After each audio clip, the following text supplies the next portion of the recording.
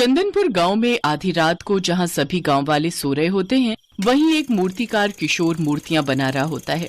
किशोर बहुत ही सुंदर सुंदर मूर्तियां बनाता था। किशोर जहां काम करता था, वहां का मालिक मूर्तियों को बेचने वाला एक बहुत बड़ा बिजनेसमैन होता है। किशोर उन्हीं के लिए मूर्तियां बनाया करता था। अब बहुत रात हो चुकी है और मैं थक भी चुका हूँ। अब थोड़ी देर में आराम कर लेता हूँ। हाँ। आराम करते करते किशोर को कब नींद आ जाती है उसे पता ही नहीं चलता। उसके सोते ही वहाँ 3 भूत प्रकट हो जाते हैं। ये मूर्तिकार तो बड़ी ही सुंदर मूर्तियां बनाता है। हाँ, लेकिन ये काम बीच में अधूरा छोड़कर ही सो गया। इसका काम अभी पूरा भी नहीं हुआ। कोई बात नहीं, इसके इस अधूरे काम को हम पूरा कर देते हैं। आज भी हमारे हाथों में वही हुनर है जो मरने से पहले हुआ करता था। देखते ही देखते सब भूत बहुत ही सुंदर मूर्तियां बनाने लगते हैं और काफी सारी मूर्तियां बनाने के बाद वो वहाँ से गायब हो जाते हैं। फिर सुबह किशोर की आंख खुलती है। हे भगवान, सुबह हो गई। मैंने तो मालिक के बताए अनुसार अभी ऑर्डर पूरा भी नहीं किया। अब तो मालिक मुझ पर बहुत चिल्लाएंगे। अरे अरे अरे। तभी उसकी नजर अपने सामने रखी ढेर सारी मूर्तियों पर जाती है, जिन्हें देख वो बहुत खुश हो जाता है। उन्हें देख वो अपने मन ही मन सोचता है, लेकिन ये मूर्तियां भला बनाई किसने? मेरी तो रात को आंख लग गई थी। हो सकता है सोने से पहले ही मैंने सारी मूर्तियां बनाकर रख दी हो और नींद के नशे में मुझे कुछ याद ही नहीं रहा हो।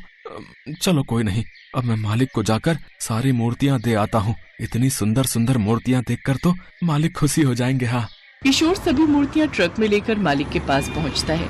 उन मूर्तियों को देख मालिक उससे कहता है, वाह, क्या नक्काशी की है किशोर। इस बार इतनी सुंदर मूर्तियां बनाई हैं तुमने कि दिल खुशी हो गया भाई। ये लो, तुम्हारी मेहनत के डबल पैसे। इतने पैसे देख किशोर बहुत खुश हुआ और पैसे लेकर घर लौट आता है।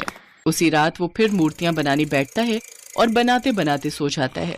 फिर उसकी मदद करने 3 भूत वहां आते हैं और फिर से सुंदर सुंदर मूर्तियां बनाकर रख देते हैं। सुबह जब किशोर उठता है तो इतनी सारी और सुंदर मूर्तियां देखकर वो हैरान रह जाता है। मैंने तो कल रात केवल 8 ही मूर्तियां बनाई थी, लेकिन ये 50 मूर्तियां कैसे हो गई भाई? आखिर ये सब क्या हो रहा है? किशोर के साथ ऐसा कई दिनों तक होता रहा। फिर एक रात, आज रात मैं बिल्कुल नहीं सोऊंगा और इस बात का पता लगाकर ही रहूंगा। आधी रात होते ही किशोर सोने का नाटक करता है। तभी वो 3 भूत वहाँ आ जाते हैं और मूर्तियां बनाने लगते हैं। किशोर उन सबको चुपके चुपके देख लेता है और मन ही मन सोचता है, हे प्रभु, ये 3 भूत मिलकर मेरी मूर्तियां बनाकर जाते हैं। मुझे गांव वालों को इनके बारे में बताना ही होगा। उनमें से एक भूत ये बात सुन लेता है और किशोर से कहने लगता है, नहीं नहीं, ऐसा मत करो। गांव वालों को कुछ मत बताना, नहीं तो वो तांत्रिक के साथ मिलकर हमें नहीं छोड़ेंगे।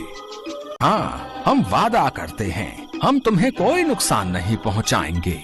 हाँ, और हमेशा तुम्हारी मदद करेंगे। लेकिन तुम सब हो कौन और मेरी मदद क्यों करना चाहते हो? हम सब भी तुम्हारी तरह मूर्तिकार ही थे और सड़क किनारे मूर्तियां बनाकर बेचा करते थे। एक रोज तेज रफ्तार ट्रक आया और हम तीनों को कुचलकर चला गया और हम तीनों की मृत्यु हो गई। और जब हम तीनों ने तुम्हें देखा तो हमसे रहा नहीं गया, क्योंकि तुम्हारे हाथों में भी वही हुनर है जो हमारे हाथों में था। इसलिए हम हर रात तुम्हारी आंख लगने के बाद यहाँ आते हैं और तुम्हारी मदद करते हैं। साथ ही हमारा मूर्तियों को बनाने का शौक भी पूरा हो जाता है। उन सब की बातें सुनकर किशोर को उनके लिए बहुत बुरा लगता है और वो गांव वालों को कुछ भी नहीं बताता। और हर रोज रात को थकने के बाद जब भी किशोर की आंख लग जाती तो वो 3 भूत आकर मूर्ति बनाने लगते और सुबह तक ढेर सारी मूर्तियां बनाकर रख जाते। उनकी बनाई मूर्तियां उसके मालिक को बहुत पसंद आती हैं और वो और भी ज्यादा ऑर्डर किशोर को दे देता है। किशोर, तुम सबसे अच्छे मूर्तिकार हो। जो जादू तुम्हारे हाथों में है वो मैंने कहीं और नहीं देखा भाई। ये लो, तुम्हारी मेहनत के दुगने दाम। अब से तुम ही मेरे लिए मूर्तियां बनाने का सारा काम करोगे। ये लो तुम्हारा एडवांस और ये मेरी तरफ से तुम्हारा इनाम। किशोर की अब अच्छी खासी आमदनी होने लगती है और वो खूब पैसे कमाने लगा। ये सिलसिला अब हमेशा ऐसे ही चलता रहा। वो 3 भूत हर रात आकर उसकी मदद करते और किशोर उन मूर्तियों को बेचकर अच्छे खासे पैसे कमाता।